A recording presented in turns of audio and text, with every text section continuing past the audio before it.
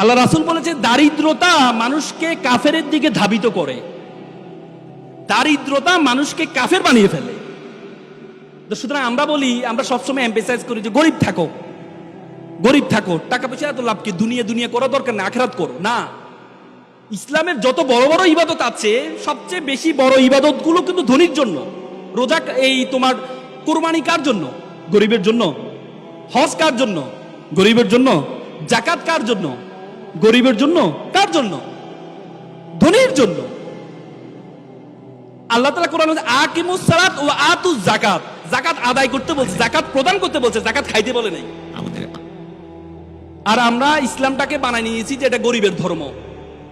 তোমরা জানো, ব্রিটিশরা যখন আমাদের এই উপমহাদেশে আসছিল, তখন আমরা, এই উপমহাদেশ ছিল পৃথিবীর সপ্তম ধনী দেশ, সপ্তম ধনী দেশ ছিল যখন ব্রিটিশরা আসছে। আর যাওয়ার পথে আমাদেরকে সবচেয়ে ফকিরি দেশে পরিণত করে গিয়েছে। তারা কি করছে? তারা আমাদের শিক্ষা ব্যবস্থাটাকে এমন ভাবে তৈরি করে দিয়েছে, আমাদের শিক্ষা ব্যবস্থায়, আমাদেরকে শিক্ষা ব্যবস্থা পড়ানো হয় যে ছিঁড়া কাঁথায় শুয়ে লাখ টাকার স্বপ্ন কেন দেখো। তারা আমাদেরকে এই যে অ্যাপ্লিকেশনে শিখায়, কি শিখায় জানো? যে কেরানি পদে চাকরির জন্য আবেদন। কখনো দেখছো সিইউ পদে আবেদনের, চাকরির জন্য আবেদন তোমাদেরকে শিখাইতে?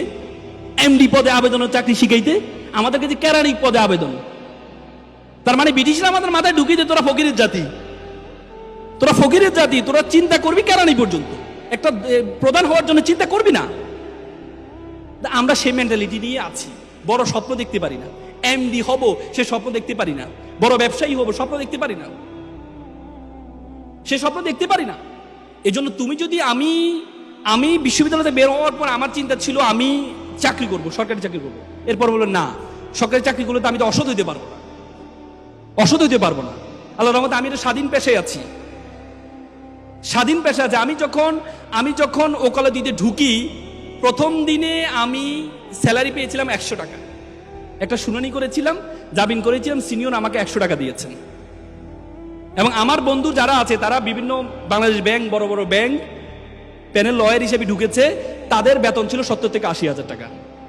কয়েকদিন আগে আমার একটা ফ্রেন্ড, আজকে 10 বছর ওকালতির পরে চেম্বার আসি, বললো বন্ধু আমি তো 80, 90, 1 লাখ টাকার মধ্যে সীমাবদ্ধ আছি, তুমি তো গাড়ি বাড়ি মালিক হয়ে গেছো, এখন বন্ধু চাকরি ভালো লাগে না, এই পেশা, তোমার পেশা চলে আসবো, আইনজীবী পেশা আসবো। তাই বললাম বন্ধু তোমাকে তো আবার শুরু থেকে শুরু করতে হবে। বলছে না, শুরু থেকে শুরু করবো। সে আবার শুরু থেকে শুরু করেছে। তার মানে যদি আমি সেদিনের টাকার বড় স্বপ্ন দেখতাম না 70-80 হাজার টাকা আমার লাগবে, তাহলে আজকে